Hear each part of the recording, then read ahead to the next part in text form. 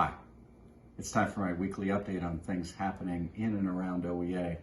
As you know, last week the OEA Board of Directors issued a position statement on safe and equitable reopening of schools and campus buildings. Since then, there has been a tremendous amount of conversation happening in the public, within our own locals, and in our communities about how exactly we should be responding as important decisions about the reopening of schools are made. Our position is very clear. We are looking forward to the opportunity of being back in person, providing instruction to our students, but the conditions have to be right. That means first, making sure that in any given community, that the spread of the virus is under control. We believe that schools that are located in red or purple counties need to be open to remote learning only until the spread of the virus is at a level where it's safe. We also believe that every school that opens to any form of in-person instruction needs to strictly follow the CDC guidance. This is not about resisting our work and our responsibilities. It's about embracing what's best for our students, what's best for our members, and what's best for our communities. So as you at the local level continue to have those conversations, continue to advocate with your local school boards and superintendents, know that we stand behind you 100%. We're providing resources to make sure that you can advocate effectively while also fighting for important accommodations for members who need them. And we will continue to keep you updated on any changes that are happening at the state level. As we continue these conversations, it's also very important that we stay focused on the learning needs of our students.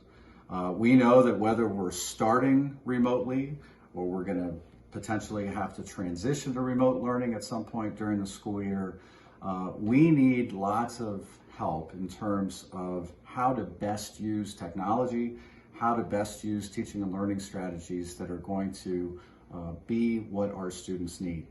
So we're working on a couple of strategies to provide you and your members with support on that. First off, we're working on plans to allow people from similar grade levels and subject areas to connect with one another, to share resources, to see what works, so that none of us are in this by ourselves.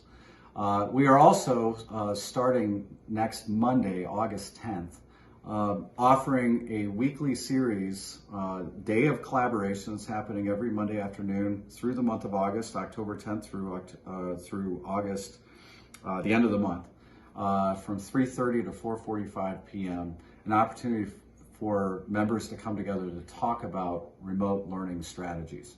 We're going to be joined by Scott Hunt from the Ohio Department of Education for the initial session this coming Monday. And then it will be a real exciting opportunity, I think, for members to connect with one another. So stay tuned for more information as we move forward on that. Finally, this week, I want to just comment on the fact that I'm hearing more and more reports from members around the state that they're receiving phone calls, they're receiving emails, they're receiving letters in the mail from the so-called Freedom Foundation. Freedom Foundation has been shameless in terms of their willingness to exploit the needs of people in the midst of a pandemic to advance their anti-union propaganda. They're wrong. We know that in times like this, that we need each other and we need the support of our union more than ever before.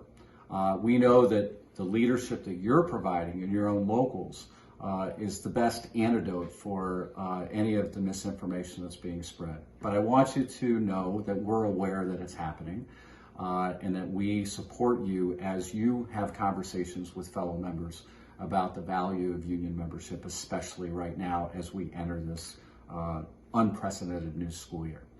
So I want to thank you again for everything you do to advocate for our members, to advocate for our students, and for keeping our communities and our schools safe. Make it a good week.